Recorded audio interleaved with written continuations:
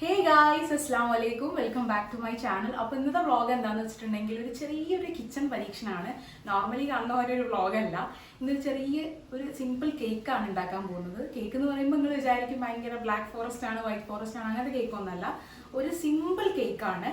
അപ്പോൾ കാര്യങ്ങളൊക്കെ കാണുന്നതിന് മുന്നേ ചാനൽ കാണാത്തവരുണ്ടെങ്കിൽ ഒന്ന് സബ്സ്ക്രൈബ് ചെയ്യുക, തൊട്ടടുത്തുള്ള ബെല്ലൈക്കനും കൂടി ക്ലിക്ക് ചെയ്യുക.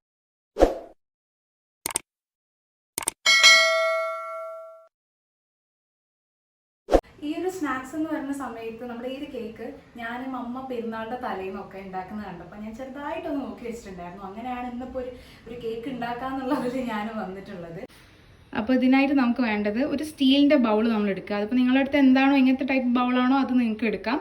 പിന്നെ 3 മുട്ട, ശരിക്കും 4 മുട്ടയാണ് ഞങ്ങളിവിടെ യൂസ് ചെയ്യാറുള്ളത്. ഞാൻ ഫസ്റ്റായിട്ട് ഉണ്ടാക്കുന്നതുകൊണ്ട് മാത്രമാണ് ഒരു 3 മുട്ടയിൽ ഞാൻ ഒതുക്കിയത്. പിന്നെ അതുപോലെ തന്നെ കാഷ്യൂനട്ട് എടുക്കാം, റേസിൻസ് എടുക്കാം, അതായത് നമ്മളെ കിസ്മിസ്. പിന്നെ ഒരു കപ്പ് അല്ലെങ്കിൽ ഒരു ഗ്ലാസ് മൈദപ്പൊടി, പിന്നെ അതുപോലെ തന്നെ ഒരു ഗ്ലാസ് അല്ലെങ്കിൽ ഒരു കപ്പ് പഞ്ചസാര, പിന്നെ നമുക്കൊരു 3 ഏലക്കായും കൂടെ എടുക്കാം.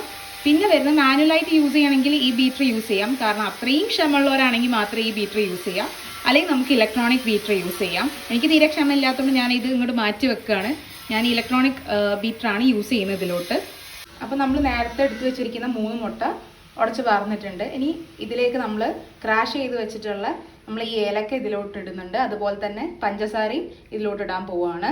ഇനി അടുത്തായിട്ട് നമ്മൾ ചെയ്യേണ്ടത് എന്താണെന്ന് വെച്ചിട്ടുണ്ടെങ്കിൽ, നമ്മൾ നേരത്തെ പൊടിച്ച് വെച്ചിട്ടുള്ള ഏലക്കയുടെ പൊടി ഉണ്ടല്ലോ, അത് ഈ പൊട്ടിച്ചൊഴിച്ച മുട്ടയിലേക്ക് നമ്മൾ ഇടാം. ആൻഡ് അടുത്ത സ്റ്റെപ്പ് എന്ന് പറയുവാണെങ്കിൽ, ഒരു കപ്പ് അല്ലെങ്കിൽ ഒരു ഗ്ലാസ് അളവിൽ നമ്മൾ നേരത്തെ പറഞ്ഞതുപോലെ പഞ്ചസാരയും കൂടെ ഇതിലോട്ട് ഇടുക. എന്നിട്ട് ഇതെല്ലാം കൂടിയാണ് നമ്മൾ മിക്സ് ചെയ്യുക.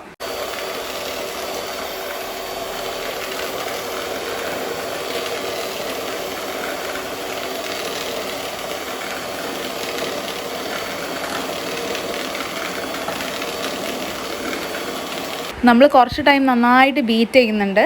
പിന്നെ അതുപോലെ കുറച്ച് പൊന്തി വരുന്ന ടൈം വരെ നമ്മൾ എന്തായാലും ബീറ്റ് ചെയ്തുകൊണ്ട് തന്നെ ഇരിക്കണം. അങ്ങനെ നമ്മൾ ബീറ്റ് ചെയ്ത് നമ്മുടെ ഈ ബാറ്റർ അത്യാവശ്യം പൊന്തി വന്നിട്ടുണ്ട്. ഈ ഒരു പരിവ് ആവണം ശരിക്കും നമ്മൾ ബീറ്റ് ചെയ്ത് വരുമ്പോൾ. ഇനി അടുത്ത് നമ്മൾ നേരത്തെ പറഞ്ഞതുപോലെ തന്നെ ഒരു കപ്പ് അല്ലെങ്കിൽ ഒരു ഗ്ലാസ് മൈദപ്പൊടി നമ്മൾ എടുത്ത് വെച്ചത് ഈ ഒരു ബാറ്ററിലോട്ട് നമ്മൾ ഇടുക. എന്നിട്ട് നന്നായിട്ട് കൈകൊണ്ട് തന്നെ മിക്സ് ചെയ്യുക. നമ്മൾ നന്നായിട്ട് തന്നെ മിക്സ് ചെയ്യണം. ഈ ഒരു മൈദപ്പൊടി എവിടെയും പറ്റി പിടിക്കാനൊന്നും പാടില്ല. അങ്ങനെ പറ്റി പിടിച്ചിട്ടുണ്ടെങ്കിൽ നമ്മൾ കേക്ക് നല്ല രീതിക്ക് വരില്ല. ഞങ്ങളിവിടെ മിക്സ് ചെയ്യുന്നത് കൈകൊണ്ട് തന്നെയാണ് മൈദപ്പൊടി ഇട്ടതിൻ്റെ ശേഷം. നിങ്ങൾക്ക് ബീറ്ററാണ് എളുപ്പം എന്നുണ്ടെങ്കിൽ അത് യൂസ് ചെയ്യാം. കാരണം ഞങ്ങൾ ഇന്നേ വരെ അമ്മ ആണെങ്കിലും അമ്മാൻ്റെ ഉമ്മ ആണെങ്കിലും ഈ ഒരു കേക്ക് ഉണ്ടാക്കുന്ന സമയത്ത് പിന്നെ ബീറ്റർ യൂസ് ചെയ്തിട്ട് ഞാൻ കണ്ടിട്ടില്ല. ഞാനും ആ ഒരു രീതിക്ക് തന്നെയാണ് ചെയ്തിട്ടുള്ളത്. നമ്മളത് മിക്സ് ചെയ്യുന്നതിൻ്റെ ഗ്യാപ്പിൽ നമ്മളൊരു ബേക്കിംഗ് പോട്ട് എടുക്കുക. മെയിൻലി ഈ ഒരു പോട്ട് എന്ന് പറഞ്ഞാൽ നമ്മൾ ഈ ചട്ടിപ്പത്തിരിയൊക്കെ നമ്മൾ ഉണ്ടാക്കാൻ യൂസ് ചെയ്യുന്നതാണ് ഇത്. നമുക്ക് ഇത് തന്നെ ഈ ഒരു കേക്കും ഉണ്ടാക്കാവുന്നതാണ്. പിന്നെ നമ്മൾ ചെയ്യേണ്ടത്, ഇതിലോട്ട് സൺഫ്ലവർ ഓയിലോ അല്ലെങ്കിൽ നമുക്കൊരു കോക്കനട്ട് ഓയിൽ ആയാലും കുഴപ്പമില്ല, ചെറിയ രീതിക്കൊന്ന് ഇതിലോട്ട് അപ്ലൈ ചെയ്ത് കൊടുക്കുക. അപ്ലൈ ചെയ്ത് കൊടുക്കുമ്പോൾ ഒരു കാര്യം നമ്മൾ ശ്രദ്ധിക്കുക, അടിയിൽ മാത്രമല്ല റൗണ്ടിൽ നമ്മൾ അപ്ലൈ ചെയ്ത് കൊടുക്കണം. അതിൻ്റെ ശേഷം നമ്മൾ ആ ഉണ്ടാക്കി വെച്ചിരിക്കുന്ന ബാറ്റർ ഈ ഒരു ബേക്കിംഗ് പോട്ടിലോട്ട് ഒഴിച്ചു കൊടുക്കുക. എൻ്റെ കൈയല്ല, മെയിൻലി ഇത് മമ്മൻ്റെ കൈയാണ്. കാരണം ഈ അടുപ്പത്ത് വെച്ച് ഈ ഒരു ഉണ്ടാക്കുന്ന പരിപാടി ഭയങ്കര പേടിയുള്ളൊരു കാര്യമാണ് എനിക്ക്. അപ്പോൾ അതുകൊണ്ട് തന്നെ കുറേ കൈകൾ ഇങ്ങനെ പോരാളികൾ ഇത് കാണാം. അതൊന്നും നിങ്ങൾ കാര്യമാക്കണ്ട. ഈ അടുപ്പത്തെ പരിപാടി നല്ല പേടിയാണ്. എനിക്ക് മാത്രമല്ല അവർക്കും നല്ല പേടിയാണ്. കാരണം കൈ പൊള്ളുമോ കാല് പൊള്ളുമോ എന്നുള്ള കാരണം കൊണ്ട്.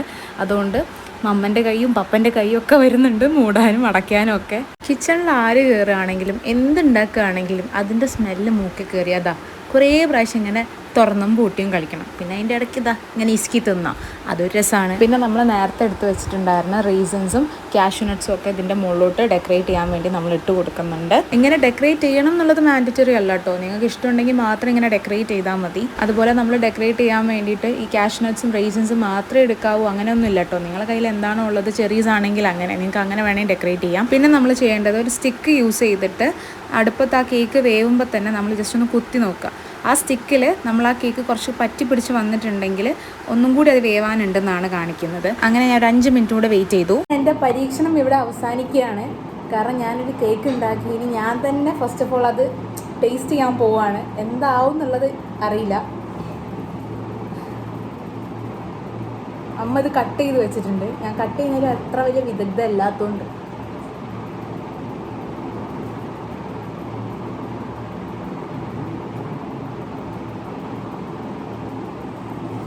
സക്സസ് ആയിട്ടുണ്ട്.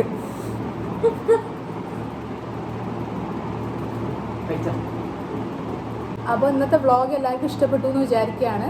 അപ്പോൾ ഒന്നുകൂടെ പറയുകയാണ്, ചാനൽ ഇതുവരെ കാണാത്തവരുണ്ടെങ്കിൽ സബ്സ്ക്രൈബ് ചെയ്യുക, തൊട്ടടുത്തുള്ള ബെല്ലൈക്കൻ കൂടി ക്ലിക്ക് ചെയ്യുക.